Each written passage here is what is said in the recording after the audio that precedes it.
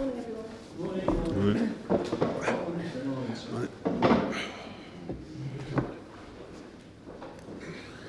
Roger, would you like to start? Good morning, Sam. First of all, is that what's that? An echo? First of all, reflect on Chelsea. I mean, in terms of a one-off result, is that up there perhaps one of the most pleasing of your career? Yes, I think so. I think that it's an outstanding result for Crystal Palace and ourselves. I think that on the basis of where Chelsea or Chelsea are and how well they're riding high, with being 10 points clear, and I don't think they'd lost at home till September, that we were given little or no chance in this game, and I think that gives the players the opportunity to go and try their very best to create an upset, and what's been the biggest upset of the weekend, and I think that's what the Premier League is all about. That's why the Premier League is watched all over the world. That's why people want to pay and watch the Premier League. So I think that Chelsea will recover. I still think they'll win the league from that defeat, but it's a massive 3 points for us, which was unexpected across the board, I think. So, and much relief for me when I saw the other results down at the bottom. So, you know, we've kept our noses above the bottom three, and it makes it such a big 3 points, because other teams in and around the bottom are starting to pick up points again, that it was a fantastic result for everybody at Crystal Palace. It's 4 wins in a row now, and in that time, I think it's just a 1 goal conceded. How key is that been that it's tightened up at the back?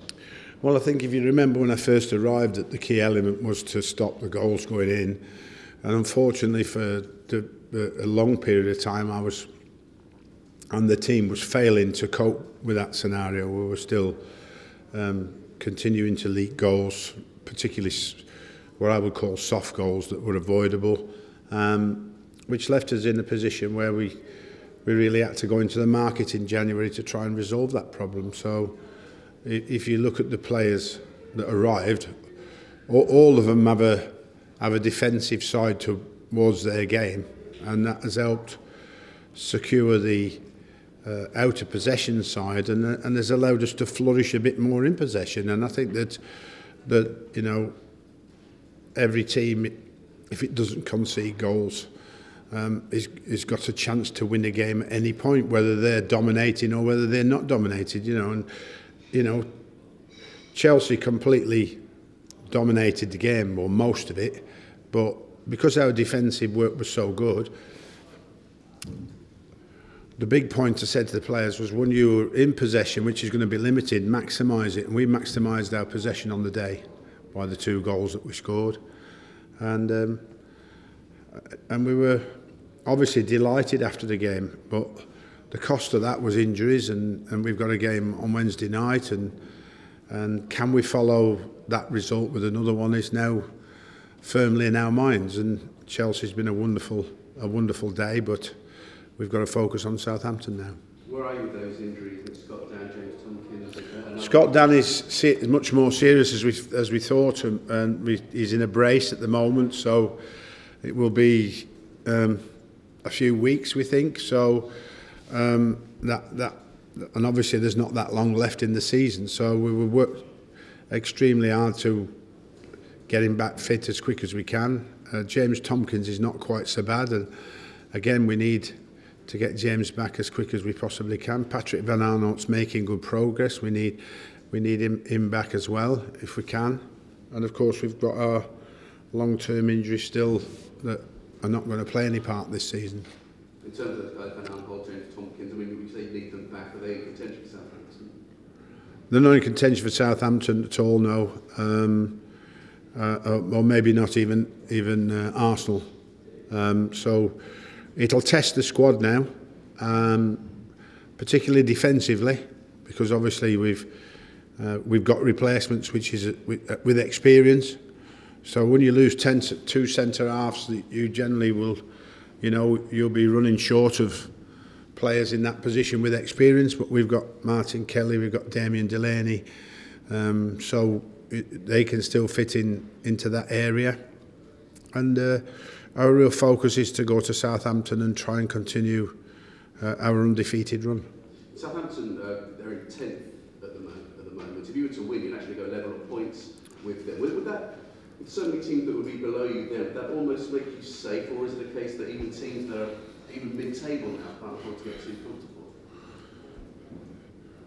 Well, I think if we win, we can increase our percentage of staying up massively. You know what I mean? Because 38 points has been enough. And there'll be 8 games to go, and look like you need 4 points. I mean, I still cannot rest on the amount of difficult games we have left.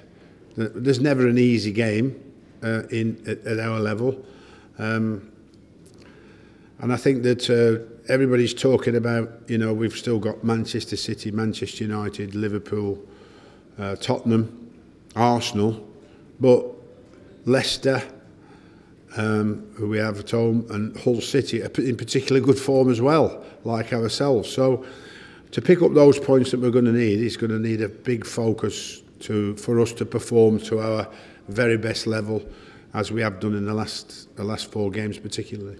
Can I ask about Wilfried Zaha? Has been a fantastic form. Steve Parish has given interviews saying that he'd like to open contract talks in the summer, even though he's on a long-term deal at the moment. Is it going to be hard, do you think, not to have his head turned, or do you think perhaps the fact that he's moved away and then come back might work in your favour? I think that hopefully Wilf is not listening to all what the papers say, good or bad, and doesn't distract him from his focus on the performance he's giving at the moment.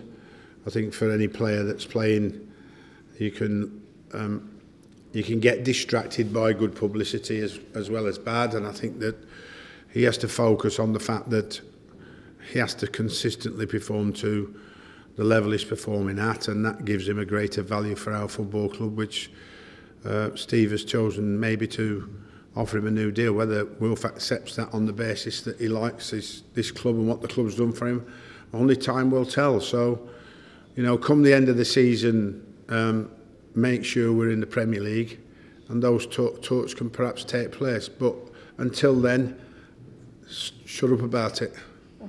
Let's just get through to us. If we stay in the Premier League, it'd be great if Wilf accepts a new contract. I don't blame Steve for saying we're going to try and offer him one, because he's a major asset for us, and if you can secure that asset in the summer by being good enough to offer another deal, if he's already got a long one, then that would be fantastic for the club. But for me, I just want to focus on each game. I don't want to talk about anybody's contract personally. If Steve wants to talk about anybody's contract, that's fine by me, that's his department. Me, I don't want to talk about anybody's contract until we've secured our Premier League status. In terms of Wilf not being distracted though, and there was a lot of talk about him on the whole England Ivory Coast thing like last week, and he turned in a performance against Chelsea. How encouraged are you that he managed to put all that behind him and just concentrate on the performance? Yeah, very, very pleased. Like I said before, maturing as a person, and that maturity is producing consistent performances on the field. And like I said, I don't want him to get distracted from the focus of being, what he is at the moment, and trying to get better in our strive to stay in the Premier League. Just finally from me, obviously the Masters golf is this weekend. I don't know if you're a follower of golf at all. Is it something you'll be watching? Chubby Chandler's my mate, so anybody in Chubby's pack, I hope wins it. Like last year, of course, Danny Willett. So I hope one of Chubby's boys win it again. Will he be staying up late on Sunday too? Absolutely. Thanks a lot. Thank you. Pete. Cool. You go first? Sam, what was it like here on Sunday when the boys all came in? Is it Sunday they came in? Yes. They were bouncing off the walls, weren't they? What have you got to do to tell them to sort of slow down and forget about Chelsea? I told them after the game, I said that unfortunately, lads, there's not a lot of celebration could go on, because we've got another very important game on Wednesday. So, you know, enjoy your evening from a relaxation point of view, not from a night out on the town, which probably may have been the case for one or two players had they won that game and we didn't have a game in midweek. But I said, because we've got a game in midweek, enjoy your victory at home or quietly, and then come in Sunday and we have to start getting ready for Southampton, particularly with the injuries we've got. But it's a buoyant mood. Obviously, it's a much better place of work now. You know, the doom and gloom is lifting slightly, but we've still a way to go to make sure we don't waste this result. Let's put it that way. You know, we've achieved one of the shocks of this season. So that's a massive 3 points for us, and now we've got to make sure we don't waste it and continue to go on to get results and secure our Premier League status. I guess these fixtures don't do you any favours, do they? Because coming so quickly, you can't sort of taper this match to Southampton. You've still got the after effects of Chelsea. Yes. You know, tactically, what do you do to keep it the same? Well, not really. I mean, we would never. We slightly change a lot of things in every game because of the team we're playing against, and I think that Southampton play a different way to Chelsea, and we sort of adapt our out of possession work to cope with those strengths of the opposition, and then obviously we try and exploit their weaknesses. So we try and adapt a little bit each game, not hugely, but about the way we play or how we play to try and get a result. I mean, it was quite a big change against Chelsea because we split our two strikers. So we actually played a 4-4-2 with two strikers split. Well, when you say two strikers, two wide men, or a wide man and a front man, which was Wilfried. So that was something that we did to cope with the talents of Chelsea, and let's face it, we got what I asked from the players, and then we got a little bit of what we needed, was good fortune. We got a little bit of luck here and there, where the shot just went wide or it got blocked by one of our players, and you always need that bit of luck when you play in those type of games. But the big thing for me was coming back from 1-0 down, because that's the first time we've done it in the league since I've been here, and to do it against the top of the league was a massive confidence booster. Southampton's a club that's done quite remarkable things over the last few years to retain their position in the Premier League. Are they the sort of role model that Palace would hope? Well, Palace have been in the Premier League a long time now. How many years is it? 4. That's a long time. 4. Hopefully it's going to be the 5th, and I think if it continues to grow, I think this season has been a shock. I think the start of this season, I don't think anybody expected Crystal Palace to be down, struggling at the bottom of the table by Christmas. If we can survive this year, we try our very best to make sure that doesn't happen again, because you know, at any given time, you know, in one season, if you get things wrong, particularly on the recruitment side, you can find yourself very quickly down at the bottom and living with that pressure. But are Southampton sort of role model, if you like,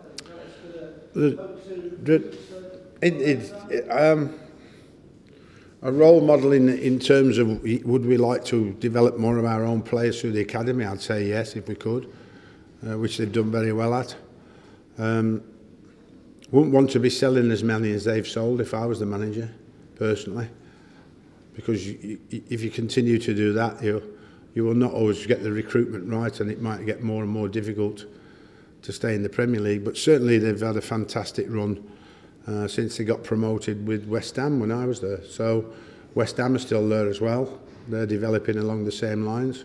So if we can develop like those, I mean, survive this year, the shock of being where we are and our battle to try and get out of it, hopefully that will be the case.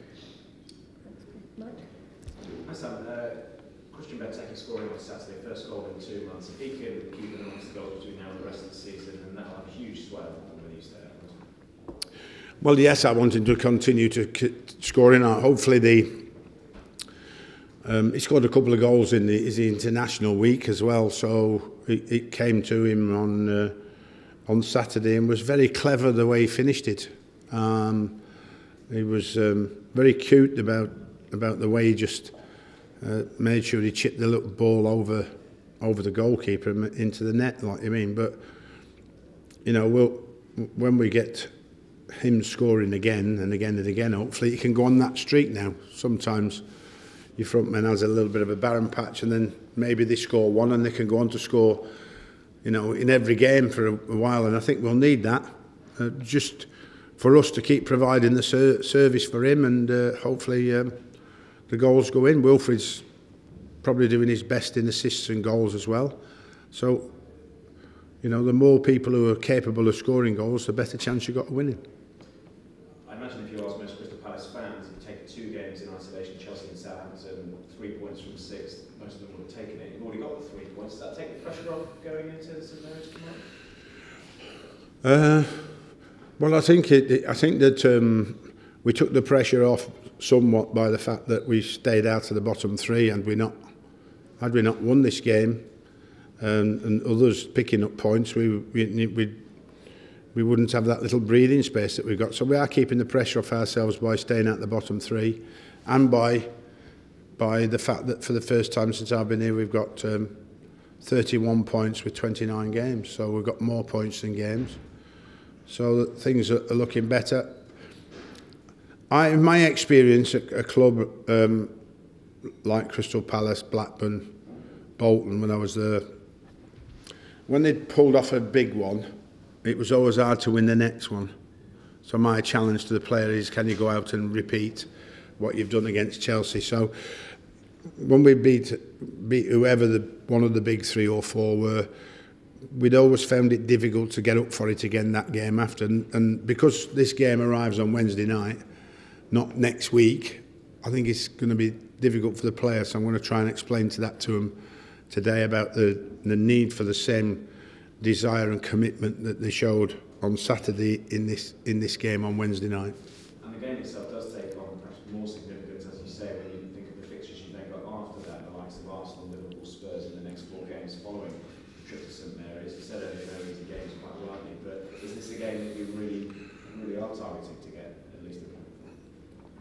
Well, we would hope so in the form that we're in, but you know, every game, like I said, means that we have to be 100% on our form. For me, I mean, I think every player on Saturday performed at their very top level.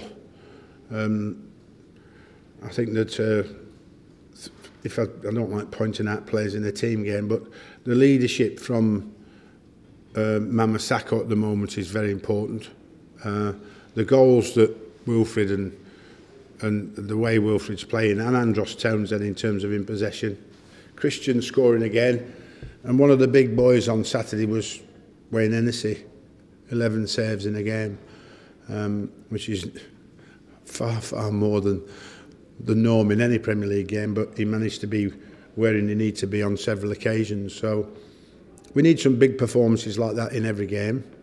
And so we got three big performances from me, and the rest of the team performed to their highest level as well. So we've got to try and continue that if we can. And just finally, from me, a question about you personally. Over the weekend, after everything that happened last year, over the weekend, Steve Parish said that you've got your joie de vivre back since you've been. Never lost it. So I think that when you lose football matches, it's hard to be. It's hard to portray a flamboyancy or an upbeat mood, but I think that while at the training ground, it's where I love to be. So when nobody really knows me, apart from the players and the staff here, what I'm really like on a day-to-day basis, because they see me when I walk through the door and when I'm behind the scenes in the dressing room. So that's the real me. This one's a false one, which is what you get off everybody if you do psychological profiling. Thanks, Mike. Could you just have a conclusion? Thank you. Just on Will, he says he's enjoying his football here and he's enjoying playing under a manager that believes in him.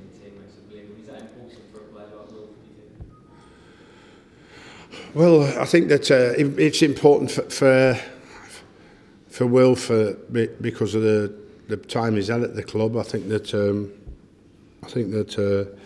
the rest of the team hopefully can continue to look at Wilf and say he could be our match winner, as well as other players like Christian or Andros Townsend or whoever may come on as a substitute. We've got Laurit Remy back today in the squad, which is a bonus for us, even though we've got other injuries at the back. So all those players, the other players look to will provide you with a service. You win as the game for us. And because we've got that defensive resilience now, hopefully we continue in that line. But, you know, Wilf's, like I said, a lot of talk about Wilf at the moment. I just hope it doesn't distract him from the game he's playing at the moment. Some of that talk is that he may want to join a bigger club in the summer. Is that a concern? But that happens all the time, doesn't it? You know, so it's no different. All I'm saying is if there's any real interest, that real interest will be portrayed to Steve somewhere along the line. At the moment, it all lies about creating speculation, whether that comes from other sources, which it generally does. You hear it, you write about it. So whether it's true or not, most of the time it isn't, but it just creates that little bit of stir around, which as a manager you don't want, because you don't want to take the focus away from the player, which can often happen. I've seen it happen to some players in the past, thinking that they're going to move on and they switch off for your club, which is a great shame. It's a medial ligament injury, so he was in a brace at the moment, so that'll be for 2 or 3 weeks, and then we see how we go from there. Okay, that's the end of the broadcast section. Thank you.